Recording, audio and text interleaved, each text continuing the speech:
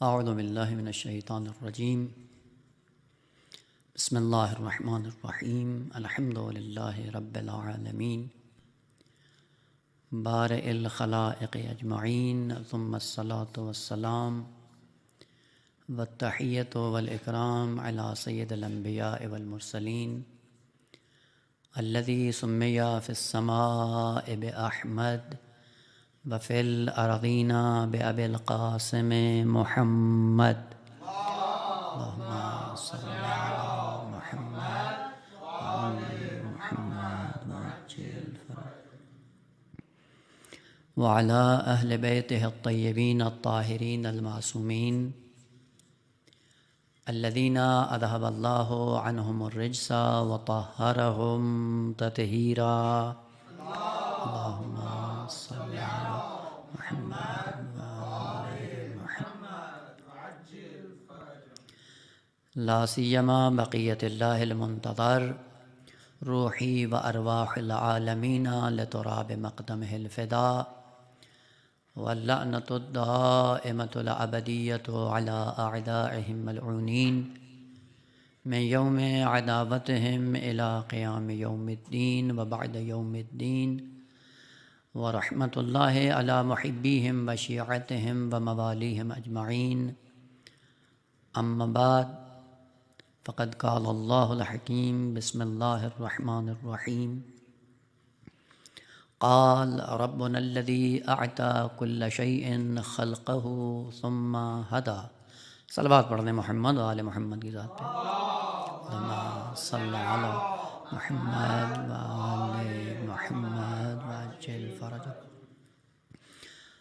آج کی اس بابرکت شب اور اس شب میں بابرکت مولود کی ولادت کی مناسبت سے تمام مومنین اور مومنات جو دنیا کے جس کونے میں بھی زندگی بسر کر رہے ہیں ان کی خدمت میں ہدیہ تبریک عرض کرتے ہیں، اس دعا کے ساتھ کہ خداوند عالم محمد و آل محمد کے صدقے میں اس غیبت کبریٰ کے زمانے میں ہمیں نظریہ مہدویت کے مبلغین اور پورے وجود کے ساتھ اس پر عمل پیرا ہونے کی توفیق عطا فرمائے۔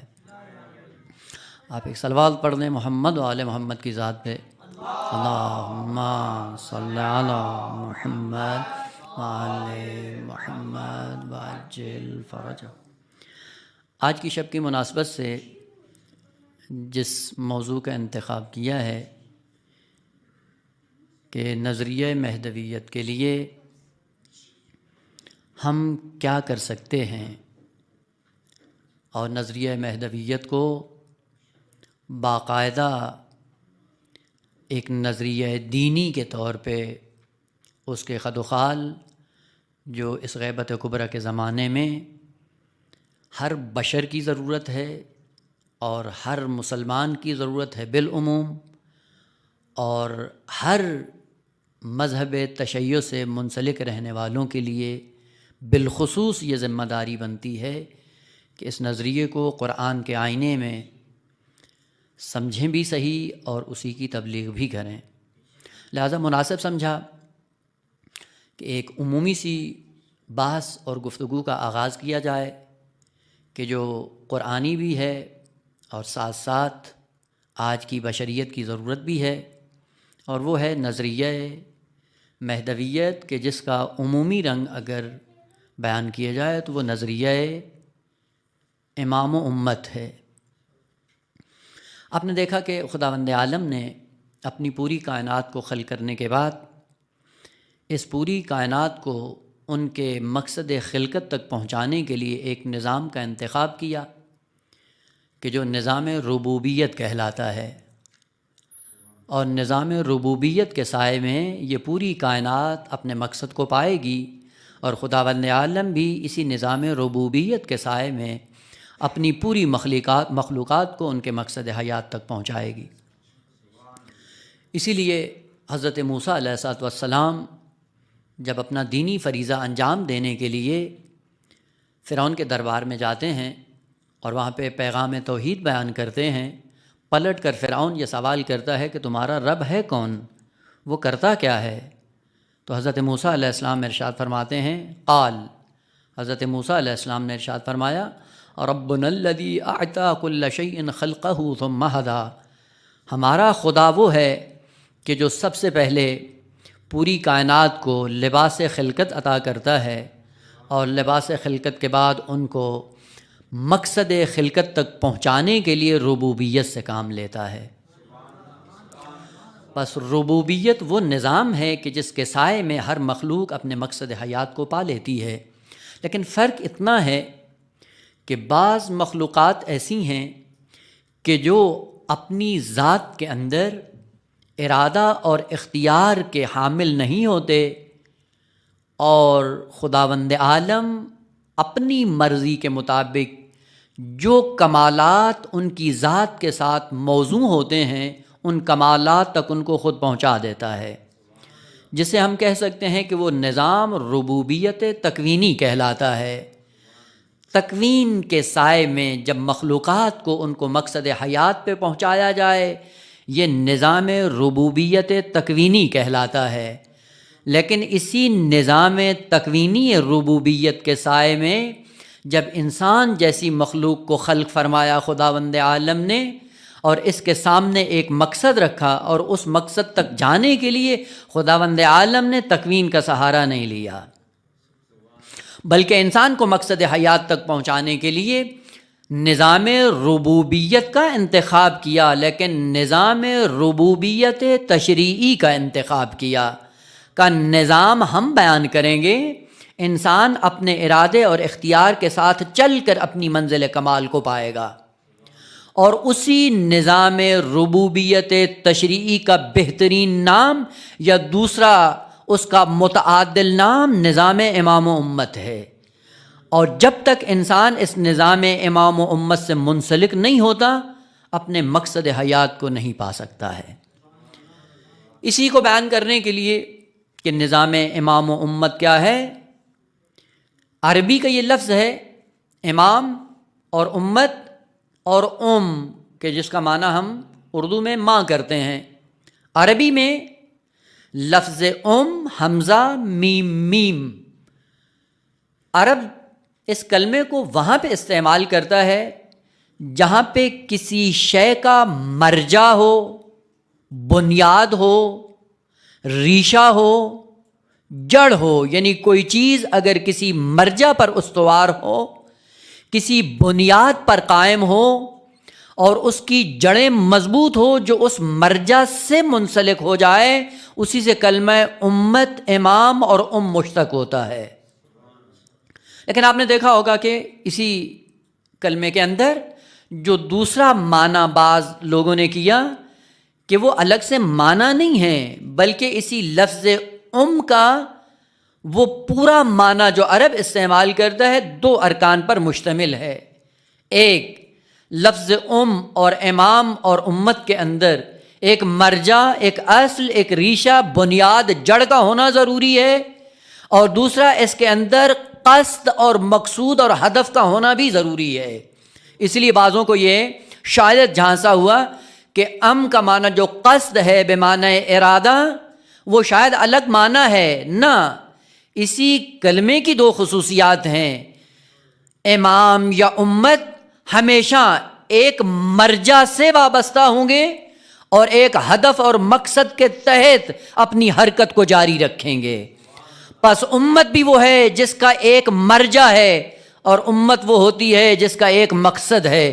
امام بھی اسی سے نکلا ہے جو مرجع ہے، جو تمام خیرات کی جڑ بن جائے وہ امام ہوتا ہے، جو منشأ خیر بن جائے وہ تمام اشیاء کے لیے اسے امام کہا جاتا ہے۔ اور عجیب بات یہ ہے کہ جو انسان کے لیے یا امت کے لیے یا ہر شے کے لیے جو مرجع کی حیثیت رکھتا ہے، پلٹ کر وہی ان اشیاء کے لیے مقصد بھی بن جاتا ہے۔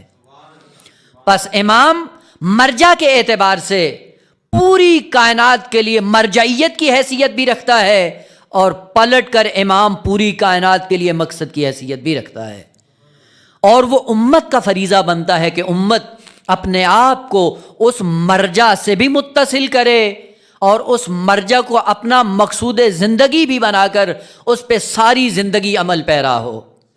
یہیں سے پتہ چلتا ہے کہ مفہوم امت جو قرآن نے ذکر کیا ہے وہ اسی کلمے سے ہی واضح ہے کہ ہم اگر امت بن کر زندگی بسر کریں، امتوں کو امام کی ضرورت ہوتی ہے۔ جو امتیں بن جاتی ہیں خداوند عالم ان کو امامت جیسی نعمت عطا کر دیتا ہے، اور جو امت بننے سے گر جاتے ہیں خدا ان سے امام کو اٹھا لیتا ہے۔ یہی سے پتہ چلتا ہے کہ ہمیں امت بننا ہے، اور قرآن کی تعلیمات بھی یہی بتاتی ہیں وَلْتَكُن مِّنكُمْ أُمَّةٌ، تمہیں امت بننا چاہیے، كُنتُمْ خَيْرَ أُمَّةٍ أُخْرِجَتْ لِلنَّاسِ، اور جو امت بن جاتی ہے خداوند عالم بڑے زیبا الفاظ کے ساتھ انہیں یاد کرتی ہے۔ خوب کوشش کرنا ہے ہمیں اس غیبت کبریٰ کے زمانے میں، اگر امام کی تعلیمات سے مستفید ہونا ہے تو سب سے پہلے اپنے آپ کو امت بنانے کی کوشش کریں۔ وہ امت بنتی کیسے ہے؟ وہ اسی کلمے سے واضح ہے کہ وہ جو امت کے اصلی لغوی معنی سے آشنا ہو جاتا ہے تو اس کو پتہ چل جاتا ہے کہ مجھے اپنے اندر کون سے ارکان پیدا کرنے ہیں، اپنے اندر مجھے کون سی خصوصیات پیدا کرنی ہیں۔ اگر میں امت بن گیا مجھے امام سے ہمکنار کر دیا جائے گا، اور اگر میں امت ہونے سے گر گیا تو اگر امامت جیسی نعمت موجود بھی ہو تو خداوند عالم جب انسان امت بننے سے گر جاتا ہے خدا نعمت کو چھین لیتا ہے۔ وہ کیوں آج ہم غیبت کبریٰ کے زمانے میں امام سے محروم ہیں؟ اس کا مطلب یہ ہے کہ ہم نے اپنے آپ کو امت ہونے سے گرا دیا ہے، اور جب امت اپنے امت ہونے سے گر جاتی ہے امام کو اس امت سے اٹھا لیا جاتا ہے۔ قانون الہی ہے۔ اب پورے قرآن میں اگر آپ مطالعہ کر کے دیکھیں، جو انبیاء خداوند عالم نے مبعوث فرمائے ان کا ایک ہی وظیفہ تھا اور ایک ہی ذمہ داری تھی کہ ان قوموں کو امتوں میں تبدیل کریں، اور جب قومیں امتوں میں تبدیل ہو جاتی تھیں ہادی ان کے اندر رہا کرتے تھے، اور جس دن وہ امت ہونے سے گر کر قوم بن جاتی تھی خداوند عالم ہادی کو اٹھا لیتا تھا۔ لہذا غیبت کا سلسلہ ایسا نہیں ہے جو مہدی آخر الزمان کے لیے واقع ہوا ہو، نہ، قانون الہی ہے، سنت الہی ہے۔ بس وہ ارکان اپنے اندر پیدا کرنے ہیں کہ جن ارکان کے سائے میں ہم اپنے آپ کو اس قابل بنا سکیں کہ خداوند عالم نے جو اپنی آخری حجت ہدایت کے طور پہ پوشیدہ رکھی ہے وہ کب نمایاں ہو جائے گا؟ جس دن امت بن جاؤ گے ہم اس دن بھیج دیں گے۔ خوب امت بننے کے لیے کیا کریں؟ کہ 4 ارکان اگر اپنے اندر پیدا کر لیں گے امت بن جائیں گے، اور جس دن امت بنے گے امام آ جائیں گے۔ خوب آج اس زمانے میں ہمیں کیا کرنا چاہیے؟ خوب ہماری ذمہ داری فقط یہی بنتی ہے کہ اس زمانے میں تعلیمات آل محمد میں خداوند عالم کی نازل کردہ کتاب کو گہرائی سے پڑھنے کے بعد وہ ارکان جو قرآن اور تعلیمات آل محمد میں موجود ہیں انہی کے سائے میں وہ ارکان تلاش کریں، اور تلاش کرنے کے بعد ان کو اپنی زندگی میں اپنانے کی کوشش کریں۔ وہ پہلا رکن امت بننے کا لفظ امت سے ہی واضح ہے۔ امت مرجع، امت مقصود، ان 2 ارکان کے اندر جو پوشیدہ ہو وہ امت بنتی ہے۔ بس مرجع کے اعتبار سے کسی ایک نقطے پہ اکٹھا ہو جانا انسان کو امت بنا دیتا ہے۔ وہ جو نقطہ جس پہ اکٹھا ہونا ہے وہ کون سی چیز ہے؟ هو الاول والآخر هو الظاہر هو الباطن۔ وہ مرجع جو انسان کے لیے بنتا ہے، جس نقطے پہ آ کر اکٹھا ہونا ہے وہ توحید ہے۔ اگر توحید پہ اکٹھا ہو جائیں اور توحید کو اپنے جان سے قبول کر لیں اور اس نقطے پہ آ کر جمع ہو جائیں، اس چیز پہ اکٹھا ہو جائیں، پہلا رکن انسان کی زندگی میں آ جاتا ہے اور انسان امت بننے کا سفر شروع کر دیتا ہے۔ واللہ بعض لوگوں میں آپ نے دیکھا ہے اکٹھا ہو جاتے ہیں لیکن بغیر کسی نقطہ اجتماع کے، اس کو تو اجتماع نہیں کہتے ہیں، اس کو تو امت نہیں کہتے ہیں، کہ جو بغیر کسی مرجع کے، بغیر کسی ریشہ کے، بغیر کسی اصل کے، بغیر کسی جڑ کے کسی چیز پہ اکٹھا ہو جاتے ہو۔ حیوانات بھی ہیں جو مل کر زندگی بسر کرتے ہیں، ان کا بھی اجتماع ہوتا ہے، اکٹھے ہو جاتے ہیں، لیکن کون سا مرجع ہے جس نقطہ پہ آ کر وہ اکٹھے ہوئے ہیں؟ وہ کون سی وحدت ہے جس پہ انہوں نے اپنے آپ کو لا کر کھڑا کیا ہے؟ وہ کون سا ایسا عنصر ہے کہ جس پہ انہوں نے اپنے آپ کو اکٹھا کیا ہوا ہے؟ ایک جگہ بیٹھ جانے کو امت نہیں کہتے ہیں، اسی لیے نہج البلاغہ میں امیر المومنین ارشاد فرماتے ہیں کہ اگر ان کوفیوں کی حقیقت کو بیان کیا جائے تو ان کی حقیقت یہ ہے کہ ان کے ابدان اور لاشیں اور جسم ایک ساتھ بیٹھے ہوئے ہیں، لیکن ان کے قلوب پراکندہ اور شتیٰ ہیں، مختلف ہیں۔ یعنی جہاں پہ انسان کے افکار مختلف ہوں اور فکر کے اعتبار سے کسی کے ساتھ ہمارا نقطہ فکر نہ ملتا ہو، لیکن جسم اور لاشیں ایک ساتھ بیٹھی ہوں، وہ امت نہیں بنتے ہیں۔ امت بنتی ہی افکار سے ہے، امت بنتی ہی نظریات سے ہے، امت بنتی ہی اس مرجع سے، اس نقطے سے جس نقطے کی بنیاد پہ ساری رسومات چھوڑ کر انسان ان کو بالائے طاق رکھتے اس نقطے پہ آ کر اکٹھے ہو جائیں۔ بس پہلا عنصر امت کے اندر اجتماع کا ہے، وحدت کا ہے، لیکن ہر وحدت اور ہر اجتماع کو امت نہیں کہا جاتا۔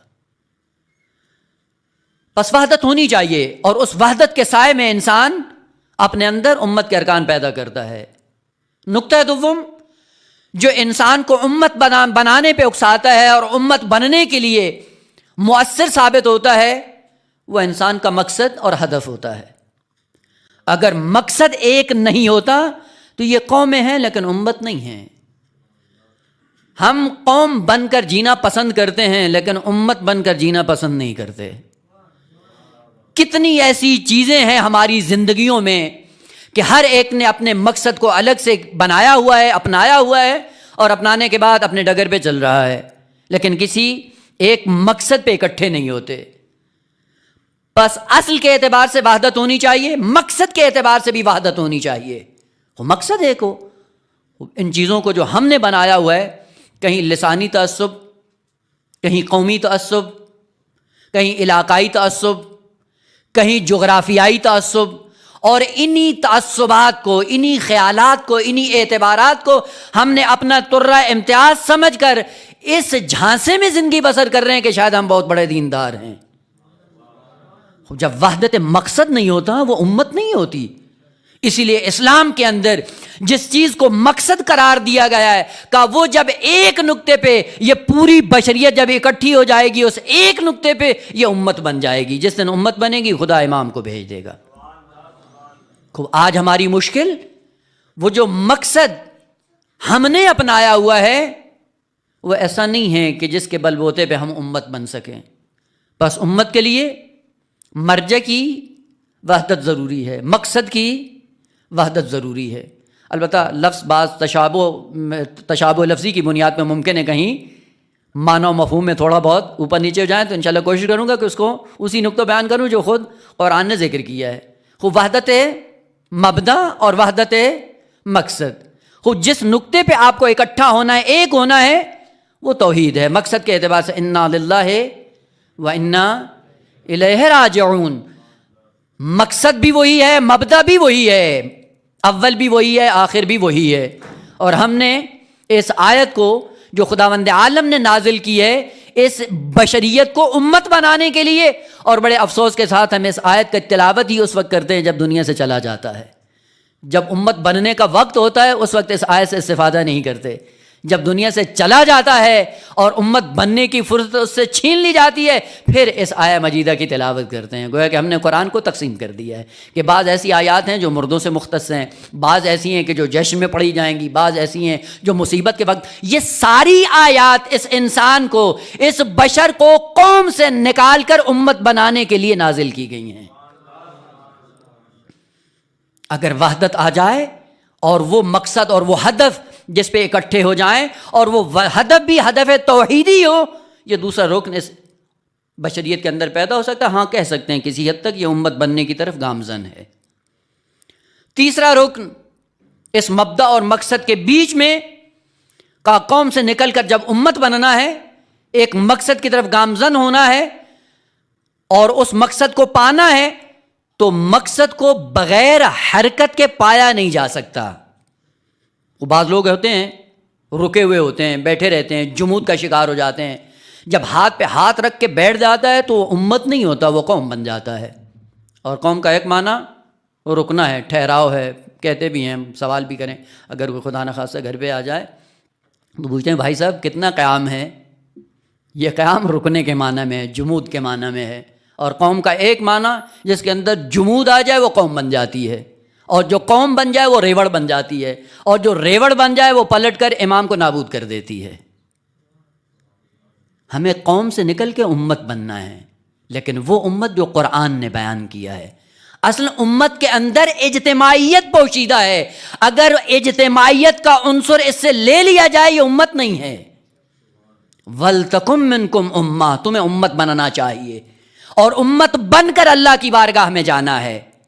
اور ایک نمونہ خداوند عالم نے انسان کی خلقت ہی ایسے کی ہے کہ اگرچہ تمہاری حقیقت سے دور ہے اور تمہاری حقیقت میں مؤثر ضرور ہے، وہ تمہارا عنصر بدنیت ہے۔ اور اسی جسم کو اگر آپ دیکھتے ہیں، یہ جسم ایسا ہے کہ جو اجتماعیت سے ہٹ کر کچھ بھی نہیں ہے۔ اس چھوٹے سے مختصر سے ڈھانچے کو کہ جو انسان کی حقیقت نہیں ہے لیکن انسان کی حقیقت میں مؤثر ہے، اگر اس پہ غور کر لیں، اس کو بھی خداوند عالم نے اجتماعی شکل میں خلق فرمایا ہے۔ مختلف اعضاء، مختلف جوارے، اور ان مختلف اعضاء اور جوارے کو آپس میں ملا دیا ہے، جوڑ دیا ہے، اور اس طرح سے جوڑا ہے کہ جب ایک عضو بیچ میں خراب ہوتا ہے پورے اجتماع کے اندر کھلبلی مچ جاتی ہے۔ ایسا ہے یا نہیں ہے؟ لیکن بعض آپ نے دیکھا ہے انسان کے اسی جسم کے بعض اعضاء ہوتے ہیں جن میں جو مفلوج ہو جاتے ہیں، فلج زدہ انسان ہو جاتا ہے، اور جو جسم کا حصہ مفلوج ہوتا ہے، جس میں فلج کا اٹیک ہو جاتا ہے، تو سلسلہ کیا ہوتا ہے کہ اس عضو کا رابطہ اس کے مرکز سے کٹ جاتا ہے، یعنی اب اس کا رابطہ دل سے نہیں ہے۔ یہ مفلوج زدہ عضو ہے، اور مفلوج زدہ عضو پوری باڈی کے لیے درد سر بن جاتا ہے۔ اور بعض بشریت کے بھی ایسے گروہ ہیں فلج زدہ جو نظام امام و امت سے اپنے آپ کو الگ کرتے ہیں، اور مفلوج زدہ ہو کر معاشرے میں جب ظاہر ہوتے ہیں دین کے لیے بھی درد سر بن جاتے ہیں، نظام امامت کے لیے بھی درد سر بن جاتے ہیں۔ امت بن کر زندگی بسر کریں تاکہ اس امت کے سائے میں آپ کو وہ عظمت ملے جس عظمت کی خاطر خداوند عالم نے ہمیں اور آپ کو دنیا میں بھیجا ہے۔ اس کی خصوصیت یہ ہے کہ جب امت بنتا ہے حرکت کرتا ہے۔ آپ نے دیکھا ہے کہ پانی بھی جب تک حرکت میں ہوتا ہے، سیلان ہوتا ہے، جریان ہوتا ہے اس کے اندر، وہ مایہ حیات ہوتا ہے، اور جس دن وہ رک جاتا ہے، رکنے کے بعد اس کے اندر ایسے جراثیم پیدا ہوتے ہیں جو خود اس کے لیے بھی نقصان دہ ہوتے ہیں، اور جو ان سے منسلک ہوتا ہے ان کو بھی نابود کر دیتا ہے۔ جو رک جاتے ہیں وہ قومیں بن جاتے ہیں، جو حرکت کرتے ہیں وہی کمال تک پہنچتے ہیں، اور جو حرکت کرتا ہے وہی امت بنتا ہے۔ امت بننے کے لیے حرکت کی ضرورت ہے، اس حرکت کا نام قرآن نے ذکر کیا ہے، وَلْتَكُن مِّنكُمْ أُمَّةٌ، تم میں سے ہر ایک کو وظیفہ ہے، یہ ذمہ داری ہے، اور اس سے ہٹ کر آپ کی کوئی ذمہ داری بنتی ہی نہیں ہے۔ آپ کو امت بننا چاہیے، اور جب امت بنو گے تمہارے اندر وحدت مبدأ بھی ہو، وحدت مقصد بھی ہو، اور وحدت حرکت بھی ہو۔ اور وہ وحدت حرکت کیا ہے کہ وہ امر المعروف اور نہی عن المنکر ہے۔ جس قوم کے اندر یہ عنصر پیدا ہو جائے وہ قوم سے نکل کر امت بن جاتی ہے۔ لیکن شہید مطہری رضوان اللہ تعالیٰ علیہ کی تعبیر کے مطابق بس اوقات مبلغ جب جاتے ہیں اپنی تعلیمات یا اپنی تبلیغات کرنے کے لیے، یہ تعبیر شہید کی ہے کہ امر بالمنکر کرتے ہیں اور نہی عن المعروف کرتے ہیں، یعنی سمجھ رہے ہوتے ہیں کہ شاید ہم دین کی تبلیغ کرنے آئے ہیں، لیکن دین کی جب معرفت نہیں ہوتی معروف سے روکتے ہیں، منکرات کی ترویج کرتے ہیں۔ وہ سب سے پہلے آ کر اس امر معروف اور نہی عن المنکر کے فریضے کو انجام دینے سے پہلے اس معروف کو سمجھو تو صحیح کہ وہ ہے کیا جس کا امر کرنا ہے، اور وہ منکر کیا ہے کہ جس سے جا کر بشریت کو اور عوام کو جا کر روکنا ہے، وہ پتہ ہی نہیں ہوتا۔ وہ حرکت کرنے کے لیے یہ بہترین حرکت ہے امت بننے کے لیے کہ جس امت کے اندر، جس قوم کے اندر، جس معاشرے کے اندر امر معروف اور نہی عن المنکر نہیں ہے وہ مردہ معاشرہ ہے۔ اور یہ تعبیر میری نہیں ہے، کیونکہ امر معروف اور نہی عن المنکر کے مراتب جو حدیث نبوی میں بیان ہوئے ہیں اس کا یہ پیغمبر اسلام فرماتے ہیں کہ اس انسان کی 3 طرح کی موت ہوتی ہے۔ 1 انسان کی فردی موت، 2 قلبی اور روحانی موت، 3 معاشرتی اور اجتماعی موت۔ اگر بدنی موت واقع ہو جائے، یعنی نفس کا رابطہ اس بدن سے کٹ جائے، یہ فردی موت ہے، انسان مر گیا، کیا ہے کہ اس کو اٹھا کر اب قبر میں جا کر رکھ دو، کیونکہ اگر زیادہ دیر تک رکھے گا تو اس کی بدبو سے دوسرا معاشرہ انسانی متاثر ہوگا، خود دفن کر دو اس کو۔ وہ بعض ہیں چلتی پھرتی لاشیں ہوتی ہیں لیکن روح مردہ ہوتا ہے، اور جب روح مر جاتی ہے انسان کی، وہ اس کے لیے کیا کہا، کذالک میت الاحیاء، یہ چلتی پھرتی لاشیں ہیں۔ روح کی موت کیا ہے؟ پیغمبر صلی اللہ علیہ وسلم نے فرمایا کہ وہ روح یا وہ قلب یا وہ نفس یا وہ فؤاد انسانی یا قلب انسانی جس کے اندر یاد خدا نہ ہو، وہ چلتی پھرتی لاش ہے۔ یہ قلبی موت ہے، روحانی موت ہے انسان کی۔ اور شاید یہ انسان سمجھتا ہے کہ میں زندہ ہوں، نہ زندہ نہیں ہو، تم لاش ہو، حیوانوں کی طرح کھاتے ہو، پیتے ہو، چرتے ہو، اٹھتے ہو، بیٹھتے ہو، اور اسی کو تم نے زندگی سمجھا ہوا ہے۔ زندگی انسان کی یہ ہے کہ جس کے دل کے اندر یاد خدا کے علاوہ کچھ بھی نہ ہو، ذکر خدا کے علاوہ کچھ بھی نہ ہو، وہ قلب ہمیشہ زندہ رہتا ہے۔ اور تیسری موت کا کبھی بعض ایسی قومیں ہیں جو معاشرتی موت مر جاتی ہیں اور یہ سمجھتی ہیں کہ شاید ہم زندہ ہیں، اجتماع ہوتا ہے اور ایسا اجتماع ہوتا ہے جو مردہ ہے، جو مرا ہوا ہے، جس کے اندر جراثیم ہے، اور ان جراثیم سے عقل مند انسان جب ہمکنار ہوتا ہے اس کو بدبو آتی ہے، اس معاشرے سے دور بھاگتا ہے۔ وہ کون سا ہے؟ کہ وہ معاشرہ اور وہ اجتماع انسانی جس کے اندر امر بالمعروف اور نہی عن المنکر نہ ہو، وہ مردہ معاشرہ ہے، وہ اجتماعی موت مر چکا ہے۔ آپ نے دیکھا ہوگا تمثیل کے ساتھ، اگرچہ حسن اتفاق سے تمثیل یہ روایت کے اندر ہی موجود ہے کہ آپ نے دیکھا ہے کہ کبھی کوئی مردار جانور جب مر جاتا ہے، مردار تو عموماً تو دفناتے نہیں ہیں، وہ مردار جب پڑا ہوتا ہے صحرا میں تو اسی مردار کے اندر خود جوش بعض کیڑے مکوڑے اور جراثیم پیدا ہو جاتے ہیں، اور وہی جو کیڑے مکوڑے اس مردار کے اندر ہوتے ہیں اسی مردار کو نوچتے ہیں، کھاتے ہیں، بڑے بھی ہوتے ہیں، چلتے بھی ہیں، حرکت بھی کرتے ہیں، نسل بھی بڑھتی ہے، اور ان سے جا کر پوچھو تو وہ کیا کہیں گے؟ جی ہم بہترین زندگی بسر کر رہے ہیں۔ لیکن جب عقلمند انسان پاس سے گزرتا ہے اس کو گھن آتی ہے کہ مردار کو نوچ کر اپنے آپ اپنے اندر حرکت پیدا کر لینا یا مردار کو کھا کر اپنی نسل کو آگے بڑھا دینا، یہ زندگی نہیں ہے۔ حیات انسانی یہ نہیں ہے کہ اپنے معاشرے کے اندر معاشرتی موت مر چکے ہو اور حرکت کرنے کو تم حیات سمجھو۔ وہ معاشرہ جس کے اندر امر بالمعروف اور نہی عن المنکر نہیں ہوتا، وہ معاشرہ مردہ ہے اور اس کے اندر حرکت نہیں ہے۔ سمجھتا یہ ہے کہ ہماری نسل بھی بڑھ رہی ہے، ہماری پراپرٹیاں بھی بڑھ رہی ہیں، ہم سانس بھی لے رہے ہیں، کوئی بیماری بھی نہیں ہے، اور اس کے بعد الحمدللہ ہم بہترین زندگی بسر کر رہے ہیں۔ کہ جس معاشرے کے اندر امر بالمعروف نہیں ہوتا وہ رکا ہوا معاشرہ ہوتا ہے، اور جو رک جاتا ہے وہ قوم بن جاتا ہے۔ جب قوم بنتا ہے اس کو لیڈر کی ضرورت نہیں ہوتی، امتوں کو لیڈر کی ضرورت ہوتی ہے۔ جب امتیں بیدار ہوں، ان کے اندر حیات معنوی آئے، جب وہ امت بنتے ہیں، خداوند عالم اٹھا کر ان کو امام، رہبر، لیڈر عطا کر دیتا ہے۔ حرکت کے بعد خوب حرکت کہاں پہ ہوتی ہے؟ وہ ظاہر سی بات ہے حرکت راستوں پہ ہوتی ہے، وہ اگر راستے نہ ہوں تو حرکت ممکن نہیں ہے۔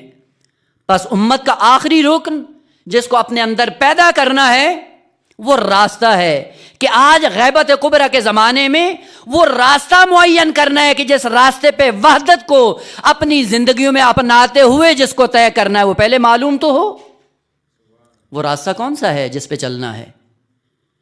اگر وہ راستہ ہی معلوم نہ ہوا کیسے امت بنیں گے؟ وہ امت بننے کے لیے یہ 4 اتحاد ضروری ہیں، وحدت مبدا بھی ہو، وحدت مقصد بھی ہو، وحدت حرکت بھی ہو، وحدت راستہ بھی ہو۔ اگر یہ 4 ارکان انسان اپنے اندر پیدا کر کے اپنے آپ کو امت بنا لے، خداوند عالم کہتا ہے جس دن تم نے اپنے آپ کو امت بنا لیا امام کو ہم آپ کے اندر بھیج دیں گے۔ بس مشکل ہماری اپنے ہاتھوں ہے، اپنی مشکل کو خود حل کرنا ہے۔ وحدت پیدا کریں اپنے اندر، اور وحدت پیدا کرنے کے بعد اپنے آپ کو امت بنائیں۔ جس دن امت بن جائیں گے، امت کی ذات کے اندر نظریہ امامت پوشیدہ ہے۔ جب امت بن جاتی ہے، امت کی فطری آواز یہ ہے کہ ہمیں امام کی ضرورت ہے۔ جب امت بن جائیں گے امام آ جائے گا۔ خوب سوال، کئی ایک سوالوں کا جواب اسی مفہوم کے اندر پوشیدہ ہے کہ امت بننے کے بعد دے خداوند عالم تیری رہنمائی کے لیے امام بھیجتا ہے یا نہیں بھیجتا؟ اس کا مطلب ہے کہ ہم غیبت کبریٰ کے زمانے میں جو ہماری ذمہ داری تھی ہم اس کو انجام نہیں دے رہے. اپنے آپ کو امت بنانے کے لیے ہم تیار نہیں ہیں. سب کچھ کرنے کے لیے تیار ہیں لیکن امت بننے کے لیے آمادہ نہیں. البتہ انڈیا کا تو ہمیں نہیں معلوم، ہمارے پاکستان میں یہ سلسلہ ہوتا ہے، یہ کلمات قرآنی ہیں اور ہم نے ان کو اتنا مضموم سمجھا ہوا ہے کہ امتی کا اصل تصور ہی ہمارے ہاں مضموم ہوتا ہے. ہم نے 2 تقسیم کی ہوتی ہیں، یہ کون ہے؟ یہ سید ہیں. یہ کون ہیں؟ یہ امتی ہیں. یعنی سید بیچارے کا امتی ہونے سے کوئی تعلق نہیں ہے، اور جو امتی ہے وہ بیچارہ کبھی سید نہیں ہو سکتا. یہ ہماری تقسیم ہے، لیکن قرآنی تقسیم یہ نہیں ہے. قرآنی تقسیم میں امت بہترین وہ درجہ ہے بشریت کا کہ جس پہ جب آ جاتا ہے خداوند عالم اس کو امام جیسی نعمت عطا کر دیتا ہے. امت بننے کے لیے ہمیں دنیا میں بھیجا گیا. وہ 4 قسم کا اتحاد اپنے اندر جب پیدا کر لے امت بن جاتا ہے. خوب امت بننے کے بعد آیا مقصد حیات کو پا لیا، کہا نا جب امت بن جاؤ گے اب اس امت کو منزل کمال تک پہنچانے کے لیے خداوند عالم نے اپنے آخری ذخیرے کو بھیجنا ہے. خوب جب تک وہ نہیں آتا پھر کیا کریں؟ کا نظام یہی ہے قرآن کا. اسی نظام کے بل بوتے پہ آپ کو زندگی بسر کرنی ہے. جب تک مصلحت الہی کا تقاضا یہ ہے کہ وہ پردہ غیب میں رہے تب تک آپ کی ذمہ داری بھی یہی ہے کہ اسی نظام امام و امت پہ آپ کو زندگی بسر کرنی ہے. لہذا خداوند عالم نے جب اپنے آخری ہادی اور آخری حجت کا جب زمانہ غیبت قریب آتا ہے اسی کی زبان سے یہ اعلان کرواتا ہے کہ جس قوم کے لیے تمہیں ہم نے ہادی بنا کے بھیجا تھا اور وہ قوم ہی رہی، امت نہ بنی، اور آپ کے لیے غیبت کا زمانہ پیش آ گیا، اس کو زندہ رہنے کے لیے ایک معیار دے کر جاؤ. اور وہ جب غیبت میں جا رہا تھا ایک معیار دے کر گیا، اور اگر ہم نے اس معیار پہ زندگی بسر کی ہوتی آج پوری قوموں کے ہم امام بنے ہوئے ہوتے. لیکن آپ یاد رکھیں کہ جن لوگوں نے اس نظریے پہ، اس فارمولے پہ عمل کیا ہے وہ آج بھی قوموں کے لیے امام بنی ہوئی ہیں. ایک قوم مر جاتی ہے جس کے اندر علم نہیں ہوتا، ایک قوم مر جاتی ہے جس کے اندر کمالات نہیں ہوتے. اگر قوموں کو زندہ رکھنا ہے تو اس کا ایک ہی راستہ ہے کہ ان کو کمالات کی دنیا پہ گامزن کر دو. لہٰذا امام زمانہ علیہ السلام نے جاتے ہوئے اس قوم کو زندہ رکھنے کے لیے ایک کمالات کی دوڑ ان کے اندر جاری کر دی، مسابقہ علمی لگا دیا. اور جب تک وہ مسابقہ علمی رہتا ہے قومیں زندہ رہتی ہیں. جس دن آپ اس مسابقے کی شکل بگاڑ دیں اسی دن وہ قومیں بن جاتی ہیں، اپنے انحطاط کا شکار ہو جاتی ہیں. اما من کان من الفقہاء صائنا لنفسہ محافظا لدینہ مخالفا لہواہ مطیعا لامر. یہ کیا ہے آقا؟ یہ ایک مسابقہ ہے. یہ مسابقہ کیوں امام نے جاری رکھا؟ کہ اس لیے کہ تم اپنے آپ کو زندہ رکھ سکو. ایک قوم کو زندہ رکھنے کے لیے امام علیہ السلام نے فارمولہ پیش کیا، اور یہ فارمولہ یہ تھا کہ جو بھی ان کمالات کی منزل پہ آتا ہے وہ دوسروں کے لیے امام بن جائے گا، وہ دوسروں کے لیے رہبر بن جائے گا. اور یقین جانیے جس نے معصوم کے اس فارمولے پہ عمل کیا ہے وہ آج بھی زندہ ہیں. لیکن اس نظام کو جب کسی قوم کو نابود کرنے کا کوئی دشمن سوچ لیتا ہے تو وہ چیز ان سے لے لیتا ہے. البتہ اس فارمولے کی خصوصیت یہ ہے کہ جب یہ مسابقہ چلتا ہے کسی قوم کے اندر، کسی امت کے اندر، تو اس کی سب سے بڑی خصوصیت یہ ہوتی ہے کبھی نااہل اوپر نہیں آتا. اس مقابلے میں نااہل کبھی اوپر نہیں آتا. اس میں جو بھی اوپر آتا ہے اہل کے آتا ہے. جب قوموں کو زندہ رکھنا ہو، زندہ رکھنے کا ایک فارمولہ ہے، اس پہ جو بھی عمل کرے گا وہ اپنے آپ کو کمالات کی طرف گامزن کرے گا، اور نااہل اس میں نہیں آ سکتا. البتہ آپ مجھ سے بہتر جانتے ہیں کہ حوضے کا ایک نظام جو سنتی ہے اس کی ایک خصوصیت، البتہ معائب ذکر نہیں کر رہا ہوں، خوب ہوں گے، ایک خصوصیت جو نظام کی تھی وہ یہ تھا کہ جو بھی اوپر آتا تھا اہل ہوتا تھا. اور جب آپ اس نظام کو بگاڑ دیں تو اب کیا ہے؟ اب اس نظام کو بگاڑنے کے بعد جب نظام دوسرا بنتا ہے اب پھر وہ اپنے ساتھ معائب لے کر آتا ہے. اب وہاں پہ پھر اہلیت نہیں ہوتی، اہلیت کی بنیاد پہ کوئی اوپر نہیں آتا، روابط کی بنیاد پہ، ضوابط کی بنیاد پہ. جو روابط اور ضوابط کی بنیاد پہ اوپر آتے ہیں وہ کبھی قوموں کو امتوں میں تبدیل نہیں ہونے دیتے، کیونکہ اہلیت کی نہیں ہوتی. جب اہلیت نہیں ہوتی تو ظاہر سی بات ہے نااہل کو کوئی چیز بھی آپ حوالے کر دیں اس کے بعد اس کا حشر آپ خود دیکھ سکتے ہیں۔ عرض یہ کر رہا تھا کہ آج امامت اور امت کا نظریہ جو قرآن نے دیا ہے، اس نظریے کے مطابق اگر زندگی بسر کریں اور اس فارمولے پہ عمل کریں، یہ قوم پوری اقوام عالم کی راہبر بن سکتی ہیں۔ اور یہ فارمولہ تشیع کو دیا امام نے، اور آپ نے دیکھا جنہوں نے اس فارمولے پہ عمل کیا وہ آج بھی دوسری قوموں کے لیے امام بنی ہوئی ہے نہیں ہے۔ اس کا ایک چھوٹا سا نمونہ یہیں پہ آپ دیکھ لیں، یہی جس ملک میں ہم زندگی بسر کر رہے ہیں، یہ کون تھے؟ یہ زندہ قوموں کی علامت ہوتی ہے جو امت بنتی ہیں۔ جب امت بنتی ہیں خداوند عالم الہی لیڈر عطا کر دیتا ہے۔ پوری قومیں اس وقت رسوا ہو رہی ہیں، ذلیل ہو رہی ہیں۔ وہ عرب جو اپنے پیسے کے بل بوتے پہ اپنے آپ کو بڑا سمجھتے تھے، سب سے ذلیل ترین قوم بنی ہوئی ہے یا نہیں ہے؟ کہاں کی یہ قومیں، اور کس طرح جب تعلیمات قرآن سے اپنے آپ کو گراتے ہیں تو کہ ذلت کا ان کو سامنا کرنا پڑتا ہے۔ بے عین ہی وہی تاریخ دہرائی جاتی ہے۔ آپ کو یاد ہے تاریخ کا ایک شخص بنام عبداللہ، خلیفہ دوم کا بیٹا، امیر المومنین مدینہ کی سرزمین پہ تھے اور امام عادل تھے، لیکن جب ان کی بیعت کا وقت آیا اس شخص نے بیعت نہیں کی، امام برحق کی بیعت نہیں کی۔ لیکن ایک ایسا زمانہ آتا ہے طاغوت کے قدم چومنے پڑتے ہیں۔ یہ قوانین الہی ہیں، تم اگر حجت خدا سے منہ موڑ لو گے، ایسا نہیں ہے تمہیں عزت کی زندگی میسر آ جائے گی، نہیں۔ عزت کی زندگی پانے کے لیے امام برحق کی پیروی کرنی پڑتی ہے۔ امام برحق کو چھوڑ دو گے تو تمہیں عزت کی زندگی راس آئے گی؟ ہرگز۔ قانون الہی ہے، وَلَن تَجِدَ لِسُنَّتِ اللَّهِ تَبْدِيلًا۔ قانون خدا کبھی بدلتا نہیں ہے، اس لیے کہ خدا کی کسی کے ساتھ کوئی رشتہ داری نہیں ہے۔ امام اور امت کا نظریہ سب سے پہلے اپنے لیے مبرہن کریں اور اس کے بعد معرفت کے سائے میں اس نظریے کی تجویز کریں۔ آج کی ذمہ داری غیبت کبریٰ کے زمانے میں یہی ہے، اور نظام امام و امت کا سلسلہ جو قرآن نے ذکر کیا ہے اسی کے بل بوتے پہ چلتے ہوئے اپنے آپ کو آمادہ کریں مہدی آخر الزمان کے لیے۔ مہدی آخر الزمان کے لیے کیسے اپنے آپ کو آمادہ کرنا ہے؟ ہم ادعا تو بہت کرتے ہیں کہ امام آئیں گے تو ایک عالمی حکومت تشکیل پائے گی۔ وہ عالمی حکومت تشکیل پانے کے لیے وہ خداوند عالم نے کوئی معجزے سے کام کرنا ہے؟ بنا اس بات پر نہیں ہے کہ کوئی کام معجزے سے ہوگا۔ وہ جب معجزے سے نہیں ہوگا اور یہ امت بن کر امام کو دعوت دے گی، اور امام اس امت کے سائے میں عالمی نظام کو جب قائم کرے گا، اس عالمی نظام کے خد و خال کیا ہیں اور ان نظام عالمی حکومت کے لیے ہم نے کون سی کوششیں کی ہیں، ہم نے کون سا ایسا اقدام انجام دیا کہ جس کے بل بوتے پہ ہمیں یہ کہا جائے کہ تم بہترین امت ہو، اور بہترین امت بننے کے بعد تم نے اپنے عملی میدان میں اس امام کو دعوت دی ہے جو پردہ غیب میں ہے۔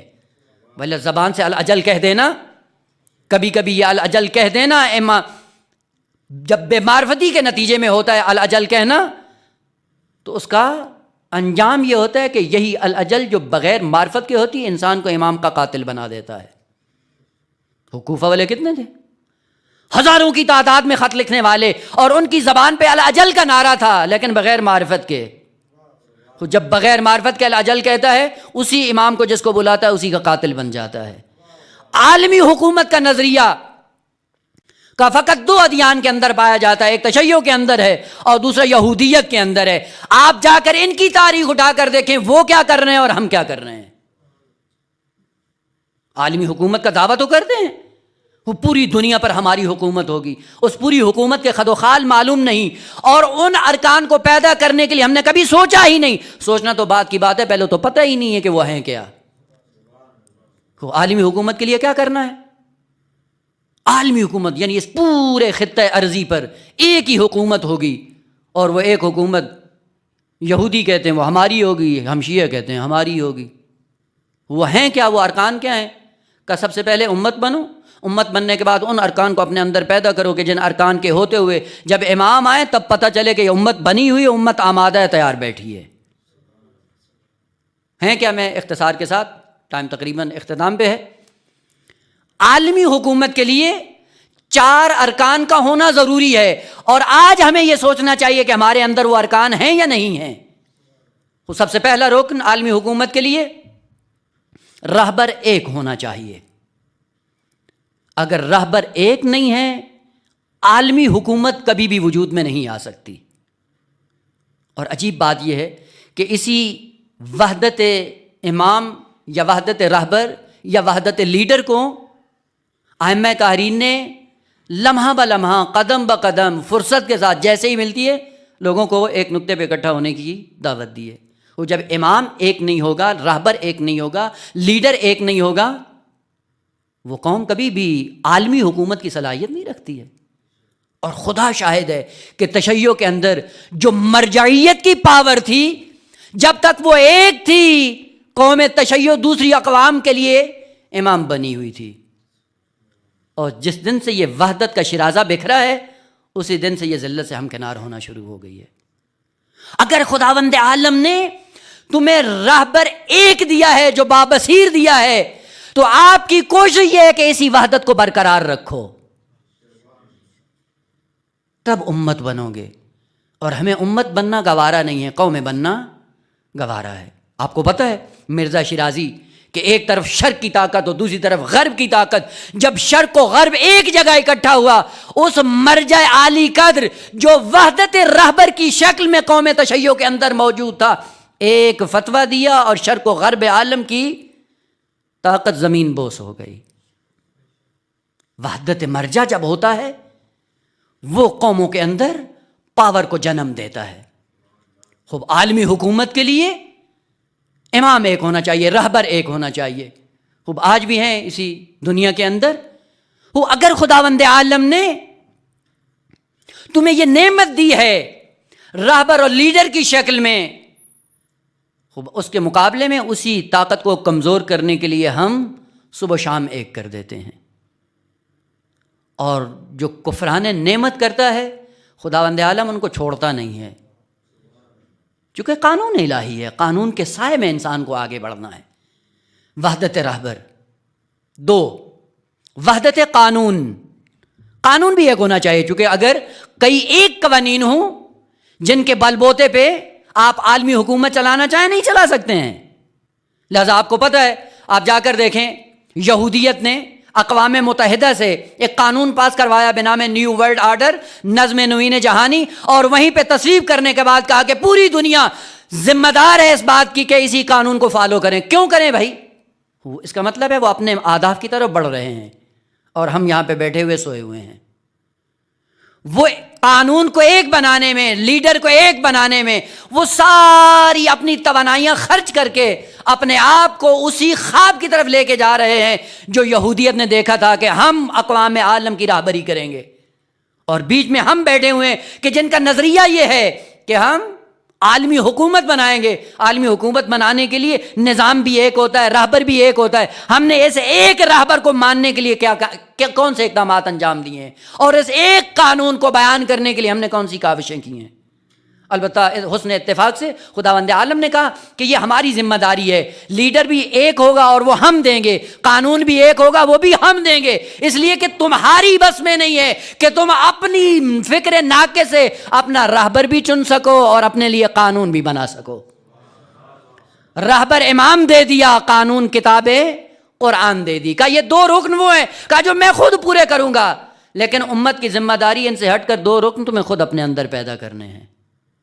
اور وہ کیا ہیں کہ سب سے پہلے اسی قانون کو اپنی زندگی میں نافذ کرنے کے لیے کلچر ایک ہونا چاہیے، تب جا کر تم اپنے آپ کو اس قابل بناؤ گے کہ وہ جو پردہ غیب میں زندگی بسر کر رہا ہے وہ آئے اور آپ کو امت کے سائے میں اللہ کی بارگاہ میں لے جائے۔ وحدت کلچر، فرہنگ، ثقافت ایک ہونی چاہیے۔ اور آپ کو پتہ ہے کہ یہ جو ہالی ووڈ کا وجود میں آنا پیچھے انہی سیاسی مفادات کی ایک جھلک تھی۔ یہ ہالی ووڈ کیا تھا کہ پوری دنیا کا کلچر ایک ہونا چاہیے، اور وہ کلچر کیا ہے کہ ان کو بے حیا بنا دو۔ جب انسان بے حیا بنتا ہے انسانیت سے گر جاتا ہے، اور اس حیوان کے اوپر حکومت کرنا بڑی آسان ہو جاتی ہے۔ جب کلچر ایک ہوتا ہے، اور کلچر بھی وہ ہو جو انحطاط انسانی کا سبب بن جائے، پھر حیوانوں پہ حکم چلانا بڑا آسان ہو جاتا ہے۔ آپ نے دیکھا ہے کہ جس معاشرے کے اندر شعور نہیں ہوتا، جس معاشرے کے اندر جہالت اور گمراہی اور ضلالت کے وسیع پیمانے پہ انتظامات ہوتے ہیں، وہ ان پہ کوئی بھی آ جائے فرق نہیں کرتا ہے۔ وحدت کلچر، اور کلچر کو ایک بنانے کے لیے وہ انسان کو امت بننا پڑتا ہے. کلچر اپنا ایک بناؤ, فرہنگ ایک ہو. البتہ فرہنگ سے مراد یہ نہیں ہے کہ بس اوقات کلچر اپنا ہوتا ہے اور اپنے کلچر کے اوپر رنگ اسلامی چڑھا دیتے ہیں. وہ رنگ اسلامی چڑھانے سے وہ کلچر اسلامی نہیں ہوتا ہے. وہ کلچر اسلامی کو کلچر کی صورت میں اپنانے کے لیے اسلام کی حقیقت کو گہرائیوں سے سمجھنے کی ضرورت ہے. وہ اب جاتے ہیں اور بسا کہ ہمارے دیندار طبقہ کیا کر رہا ہوتا ہے, اسی رنگ میں رنگا جاتا ہے جس کلچر میں آتا ہے, اور صرف یہ ہے کہ اپنے اوپر ایک اسلامی رنگ, لیبل اسلامی لگا دیتا ہے. مثلا فرض کریں, مثال عرض کریں, ایک دفعہ یہ ہوتا ہے کہ انسان یہ داڑھی کے چند بال رکھتا ہے اس لیے کہ اسلام نے کہا ہے. اس کا مطلب ہے کہ یہ داڑھی کے چند بال رکھنا اسلامی کلچر کا حصہ ہے, یعنی پیچھے اسلام کار فرما ہے. اسلام کے سائے میں انسان اپنے چہرے پہ 2 بال رکھتا ہے. لیکن ایک دفعہ ہے کہ انسان جاتا ہے ایسے ٹھنڈے علاقے میں جہاں پہ سردی زیادہ ہوتی ہے, سردی سے بچنے کے لیے پشم بڑھا لیتا ہے. اور یہ پشم بڑھا لینے سے تو انسان مسلمان نہیں ہوتا ہے. وہ 4 بال بڑھا لیے, منہ پہ آ گئے, اور ہم نے بھی اسلام کو انہی 4 بالوں میں ہی سمجھا ہوا ہے. ہمارا زور بھی اسی پہ ہوتا ہے. دیندار کون ہے کا جو 4 بال رکھے ہوئے, وہ جس کے بال نہیں ہوتے کہتے نہیں یہ دائرہ دین سے خارج ہے. وہ یہ پتہ نہیں ہے کہ یہ کس سائے میں رکھے جا رہے ہیں.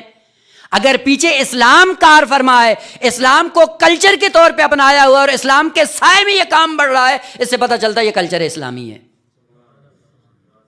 لیکن ہم کیا کرتے ہیں, جس ماحول میں جاتے ہیں اسی ماحول میں رنگے جاتے ہیں. پھر توجیہ کرنے کے لیے کیا کہتے ہیں, جیسا دیس ویسا بیس, اور پھر اپنے آپ کو دیندار بھی کہتے ہیں. وہ ایک دفعہ انسان اپنا لباس انتخاب کرتا ہے اسلامی کلچر کے سائے میں, اور ایک دفعہ اپنی آبرو بچانے کے لیے دوسرا لباس اپنا لیتا ہے. وہ اپنا حجاب اسلامی والا لباس اپنانے کی کوشش نہیں کرتا. کیوں؟ وہ ڈر لگتا ہے. یہیں سے پتہ چلتا ہے کہ ابھی وہ اسلامی کلچر کے طور پہ ہماری زندگیوں میں نہیں آیا ہے. جس ماحول میں جاتے ہیں اسی ماحول میں رنگے جاتے ہیں. یہ کلچر تبدیل کرنا آپ کی اور ہماری زندگی ذمہ داری ہے اسی زمانہ غیبت کبریٰ میں. وہ کلچر کے طور پہ اسلام کو اپناؤ, یعنی اسلام آپ کا کلچر بنائے, نہ یہ کہ اپنی رسومات کے اوپر اسلام کا لبادہ اوڑھ دو. اسلام کا لبادہ اڑانے سے انسان مسلمان نہیں ہوتا, کلچر اسلامی نہیں بنتا ہے. وہ یہاں پہ آتے ہیں اور لباس ایسا, خیر البتہ فقہی مسئلہ ہے, وہ چارہ نہیں ہے اس کو بیان کیے بغیر آگے گزروں. مسئلہ ہے, فقہی مسئلہ ہے کہ تنگ لباس میں نماز پڑھنا مکروہ ہے. تنگ لباس میں نماز پڑھنا مکروہ ہے. کوئی اسلامی کلچر کو اپنانے کے لیے لباس انسان کا کشادہ ہونا چاہیے, اعضاء اور اندام نمایاں نہیں ہونے چاہیے. لیکن ہماری مشکل کیا ہے, جس رنگ میں جاتے ہیں اسی رنگ میں رنگے جاتے ہیں. بعد میں کہتے ہیں کہ ہم غیبت کبریٰ کے زمانے میں امام کی تیاریوں میں مشغول ہیں. ماشاءاللہ کیسی تیاری ہے, بجائے اس کے کہ آپ مؤثر ہوں دوسروں پہ, دوسروں سے متاثر ہو کر اپنے آپ کو مسلمان سمجھتے ہیں. وحدت کلچر, اور آپ جا کر دیکھیں وہ وحدت کلچر جس کی طرف یہودیت آگے بڑھ رہی ہے, اس کا پس منظر آپ جانتے ہیں. اسی پوری دنیا کے ماحول کو خراب کرنے, یہ گلوبل ایک دیہات بنا دیا, پوری دنیا ایک دیہات بن گئی. آپ کو پتہ ہے دیہات میں کیا ہوتا ہے؟ خود دیہاتوں کی یہ خصوصیت ہوتی ہے, چھوٹے چھوٹے دیہاتوں کی. وہ دیہات جب تک دیہات ہوتا ہے, خوب دیہات میں چھوٹی سی کوئی حرکت ظاہر ہوتی ہے پورے دیہات کو پتہ چل جاتا ہے. لیکن شہروں کی خصوصیت کیا ہے, ہمسایہ مر جائے جب بدبو آتی پتہ چلتا ہے کوئی ساتھ میں رہتا ہے. اور یہ دشمن اپنے اس نظام عالمی کو عملی جامہ پہنانے کے لیے پوری دنیا کو اس نے دیہات بنا دیا ہے کہ تم جہاں بھی زندگی بسر کرو, تم ہمارے چنگل سے باہر نہیں جا سکتے. لہٰذا کئی ایک ایسے افراد ہیں جو نیٹ یوز کرتے ہیں اور ان کو جان کے لالے پڑے ہوتے ہیں, جی ہمارا اکاؤنٹ پتہ چل گیا تو کیا ہوگا. ہم آئے ہیں مہدویت کے لیے مقدمات فراہم کرنے کے لیے, اور کلچر ہمارا ایسا ہے کہ دوسرے کے سامنے واقع نہیں ہے, المیہ ہے انسان کے لیے کہ اسلامی کلچر کا نام لیتے ہیں لیکن اندر سے جب کھولتے ہیں اسلام نظر آتا نہیں ہے. اسلامی کلچر وہیں پہ نظر آتا ہے جہاں پہ اسلام کی حکومت ہو, اسلام کی تعلیمات کے سائے میں انسان کی زندگی بسر ہو, تب پتہ چلتا ہے کہ ان کا کلچر اسلامی ہے. جب کلچر اسلامی بنے گا تب امت بنو گے, جب امت بنو گے تب امام آئیں گے.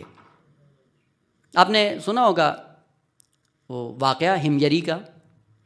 ہمجری شراب بیچتا تھا اور ایک دفعہ وہ مٹکا شراب کا اٹھایا ہوا لے کے آ رہا تھا, سامنے امام صادق علیہ السلام آ رہے تھے.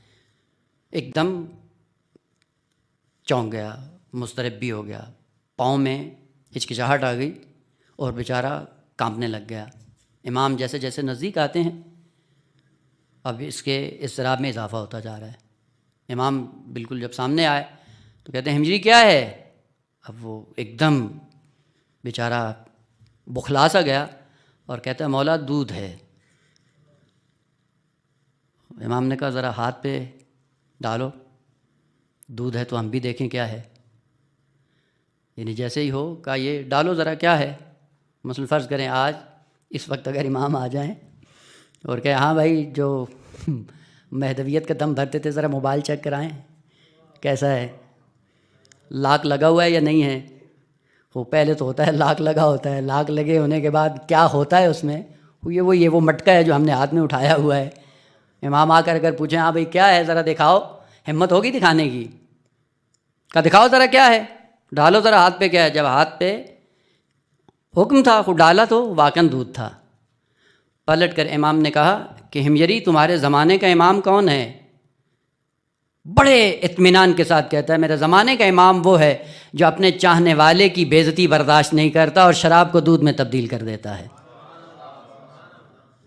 اگر اس طرح سے زندگی بسر کر رہے ہیں، اتنی معرفت ہے امام کی، پھر جس طرح چاہیں موبائل یوز کریں۔ وَإِلَّا تھوڑا سا یہ ذہن میں رہے کہ اس وقت اگر امام آ جائیں اور وہ کہیں کہ ہاں بھائی صاحب ذرا اپنا موبائل چیک کروائیے کیا ہے، خوب اتنی ہمت ہونی چاہیے کہ امام کے ہاتھ میں رکھ سکے، ہاں مولا دیکھ لیجئے کیا ہے۔ وحدت کلچر تب جا کر امت بنتی ہے اور اس کے اندر امام آتے ہیں۔ اور آخری رکن قدرت کا ایک ہونا ہے۔ اگر قدرت ایک نہ ہوئی تو بھی عالمی نظام کبھی وجود میں نہیں آ سکتا۔ اور آپ کو پتہ ہے کہ اس وقت جتنی بھی یہودیت ہے، یہودیت کی ساری سب سے بڑی کوشش یہی ہے کہ امریکہ کے بلبوتے پہ دھن دھناتا ہوا نظر آتا ہے۔ ایک ہی پاور، ایک ہی طاقت جس کو انہوں نے پروموٹ کیا ہوا ہے اور اس کو تزریق کرتے ہیں، تزریق کرنے کے بعد ان کے بلبوتے پہ پوری دنیا کے اندر بدماشی کر رہے ہیں اور یہ قدرت ایک ہونے کے ناطے پہ اپنے نظام کو چلانے کی کوشش کر رہے ہیں۔ تو ہم نے اس کے مقابلے میں کیا کیا ہے؟ وحدت قدرت کے لیے ہم نے کیا کیا ہے؟ ایک مرجع تکلیف بنتا ہے، ایک امت کا راہبر بنتا ہے اور راہبر بن کر جب قوم تشیع کو کمالات اور آبرو اور عزت کا راستہ دکھاتا ہے، وہیں پہ ہم اس ولی خدا کے سامنے روڑے اٹکاتے ہیں اور اپنے آپ کو کیا کہتے ہیں؟ جی ہم تو مہدویت کا انتظار کر رہے ہیں۔ یہ تیاری ہے امام کی؟ ایک وہ فتویٰ دیتا ہے کہ جو تشیع کی آبرو کا سبب بنتا ہے، وہیں سے کئی ایسے نام نہاد پیدا ہو جاتے ہیں، نہیں جی یہ تو جائز بھی ہے، یہ تو مستحب بھی ہے، یہ تو فلاں بھی ہے۔ یہ ہے تیاری امام کے لیے؟ نہ وحدت کلچر، نہ وحدت قدرت، نہ وحدت رہبر، نہ وحدت قانون، اور نہ وہ تیاری جس تیاری کے سبب میں تم امت بن سکتے ہو اور زبانوں پہ نعرہ کہ جی ہم تو امام کی نصرت کے لیے آمادہ بیٹھے ہیں۔ کیسی نصرت، کیسی تیاری، کیا کیا ہوا ہے؟ وہ تھوڑا سا اپنے آپ کو روک کر رکھ لیں۔ بس کلچر اسلامی کو اپنانے کے لیے جو کوششیں کرتے ہو وہ ایسی ہونی چاہیے جن کے اوپر اسلامی رنگ ہو، فتویٰ دیتے ہو اسلام کے سائے میں ہو، تشیع کی آبرو کا سبب بنتے ہو اسلام کے سائے میں ہو۔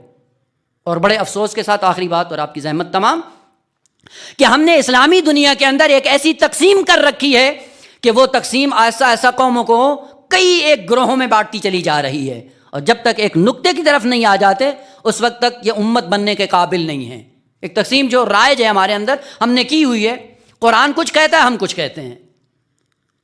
ہم نے کیا کہا کہ جی جب آنا ہے اسلامی کلچر بنانا ہے تو اسلامی تعلیمات کے اندر، اسلامی لٹریچر کے اندر یا علوم اسلامی کے اندر ہمارا ایک اپنا مبنا ہے اور اسی مبنے کو معیار بنا کر دنیا کے اندر پھر اسی کا پرچار بھی کرتے ہیں۔ اور ہے یہ ملموس ہے، میں صرف اشارہ کروں گا۔ مثلا کیا کہتے ہیں کہ یہ تعلیم دینی ہے اور یہ تعلیم دینی نہیں ہے، اور جب پڑھتے بھی ہیں یہ کون سے علوم ہیں، کہتے ہیں یہ دینی ہیں۔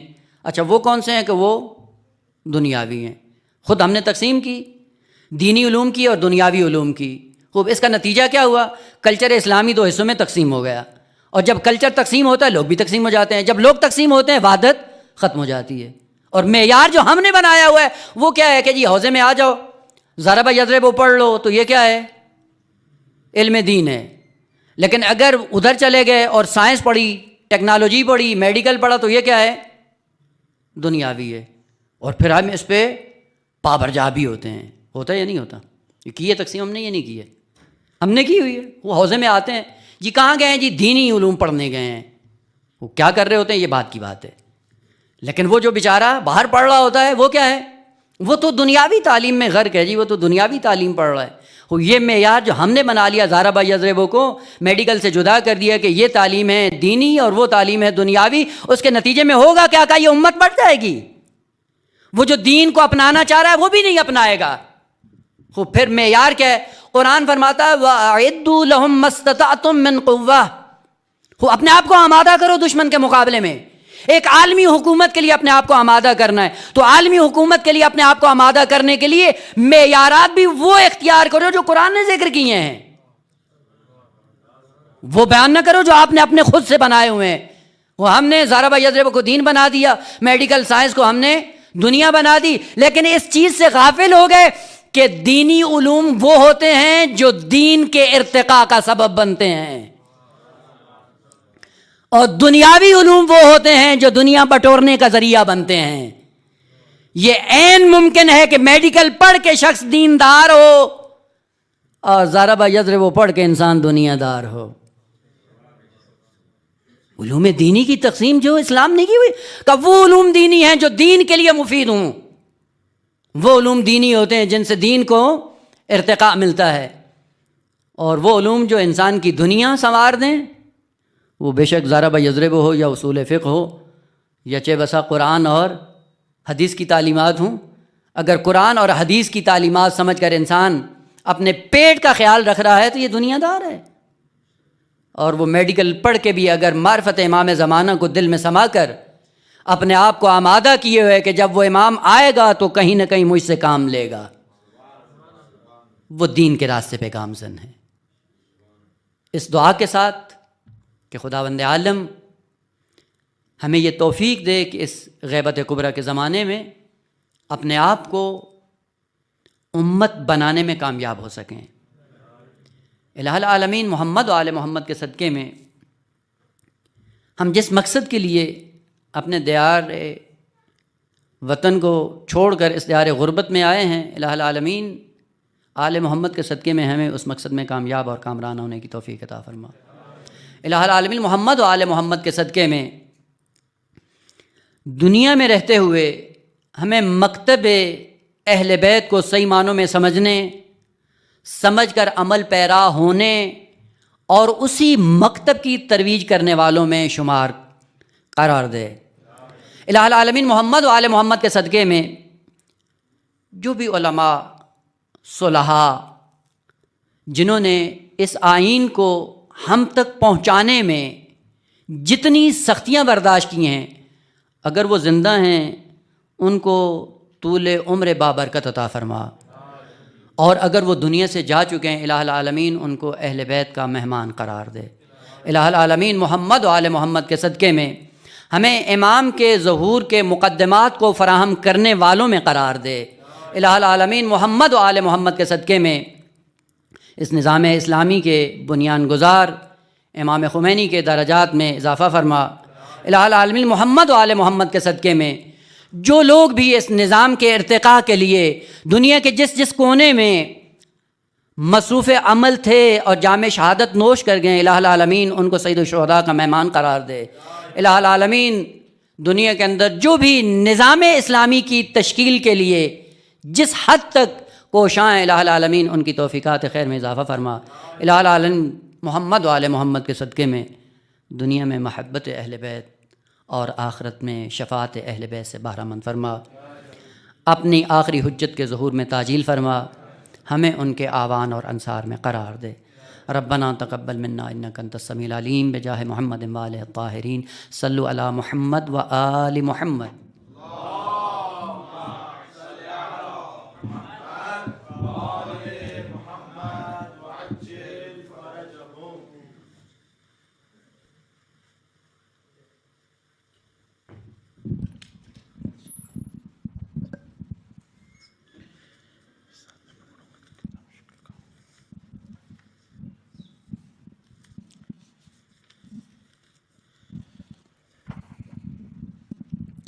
بسم اللہ الرحمن الرحیم۔ آج کی رات جاگنے کی رات ہے، در واقع اپنے مردہ دلوں کو جگانے کی رات ہے، اور اس کے لیے جو اعمال، جو نمازیں اور جو دعائیں کتب عدیہ میں وارد ہوئی ہیں، بہرحال اس کو سمجھ کر پڑھنا اپنے مردہ دل کو جگانے اور حیات دینے کا سبب بنتا ہے۔ انشاءاللہ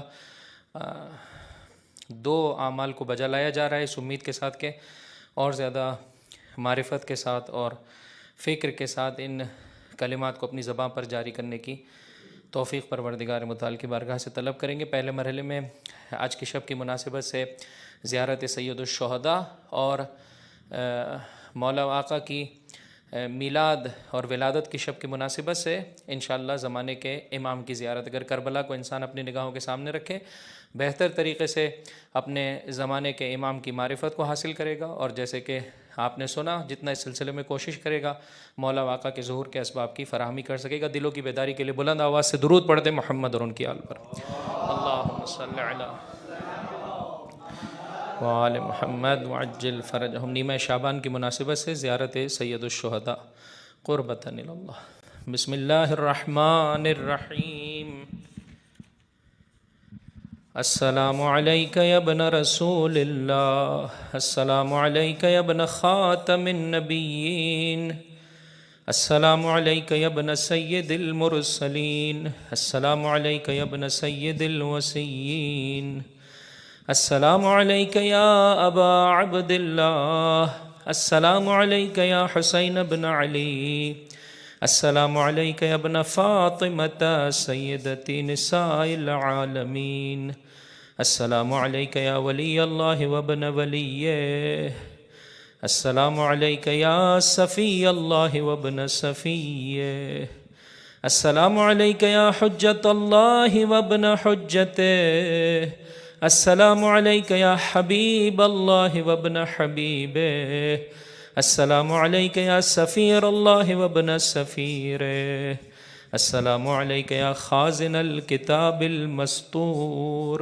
السلام علیک یا وارث التوراۃ والانجیل والزبور، السلام علیک یا امین الرحمن، السلام علیک یا شریک القرآن، السلام علیک یا عمود الدین، السلام علیک یا باب حکمت رب العالمین، السلام علیک یا باب حطہ الذی من دخلہ کان من الآمنین، السلام علیک یا عیبۃ علم اللہ، السلام علیک یا موضع سر اللہ، السلام علیک یا ثار اللہ وابن ثارہ والوتر الموتور، السلام علیک وعلی الارواح التي حلت بفنائک واناخت برحلک بأبی انت وأمی ونفسی یا ابا عبد اللہ، لقد عظمت المصیبہ وجلت الرزیۃ بک علینا وعلی جمیع اہل الاسلام، فلعن اللہ امة اسست اساس الظلم والجور علیکم اہل البیت، ولعن اللہ امة دفعتکم عن مقامکم وازالتکم عن مراتبکم التي رتبکم اللہ فیہا، بأبی انت وأمی ونفسی یا ابا عبد اللہ، اشہد لقد اقشعرت لدمائکم اذلة العرش مع ذلة الخلائق، وبكتكم السماء والأرض وسكان الجنان والبر والبحر، صلى الله عليك عدد ما في علم الله، لبيك داعي الله، إن كان لم يجبك بدني عند استغاثتك ولساني عند استنصارك، فقد أجابك قلبي وسمعي وبصري، سبحان ربنا إن كان وعد ربنا لمفعولا،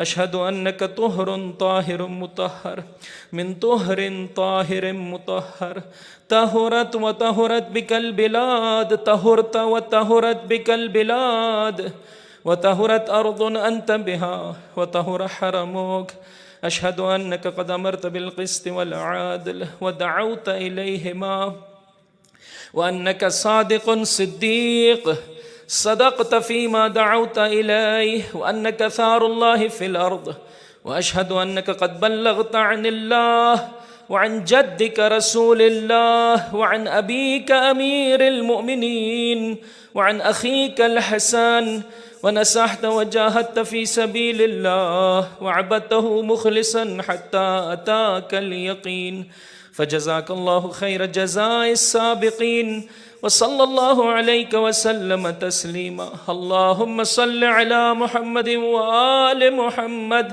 وصل على الحسين المظلوم الشهيد الرشيد قتيل العبرات وأسير الكربات، صلاة نامية زاكية مباركة يسعد أفضلها ولا ينفد آخرها، أفضل ما صليت على أحد من أولاد أنبيائك المرسلين یا الہ العالمین. زیارت شہزادہ حضرت علی اکبر علیہ السلام. السلام علیک ایہا الصدیق الطیب الزکی الحبیب المقرب وابن ریحانۃ رسول اللہ. السلام علیک من شہید محتسب ورحمۃ اللہ وبرکاتہ. ما اکرم مقامک وأشرف منقلبك، أشهد لقد شكر الله سعيك وأجزل ثوابك وألحقك بالذروة العالية حيث الشرف كل الشرف وفي الغرف السامية كما من عليك من قبل، وجعلك من أهل البيت الذين أذهب الله عنهم الرجس وطهرهم تطهيرا. صلوات الله عليك ورحمة الله وبركاته ورضوانه، فاشفع أيها السيد الطاهر إلى ربك في حط الأثقال عن ظهري وتخفيفها عني، وارحم ذلي وخضوعي لك وللسيد أبيك صلى الله عليكم. زاد الله في شرفكم في الآخرة كما شرفكم في الدنيا، وأسعدكم كما سعد بكم، وأشهد أنكم أعلام الدين ونجوم العالمين. والسلام عليكم ورحمة الله وبركاته. زيارة سائر شهداء كربلاء عليهم السلام. السلام عليكم يا أنصار الله وأنصار رسوله وأنصار علي بن أبي طالب وأنصار فاطمة وأنصار الحسن والحسين وأنصار الإسلام. أشهد أنكم لقد نصحتم لله وجاهدتم في سبيله، فجزاكم الله عن الإسلام وأهله أفضل الجزاء. فزتم والله فوزا عظيما. يا ليتني كنت معكم فأفوز فوزا عظيما. أشهد أنكم أحياء عند ربكم ترزقون. أشهد أنكم الشهداء والسعداء وأنكم الفائزون في درجات العلا. والسلام عليكم ورحمة الله وبركاته. درود پڑھ دے محمد اور ان کی آل پر.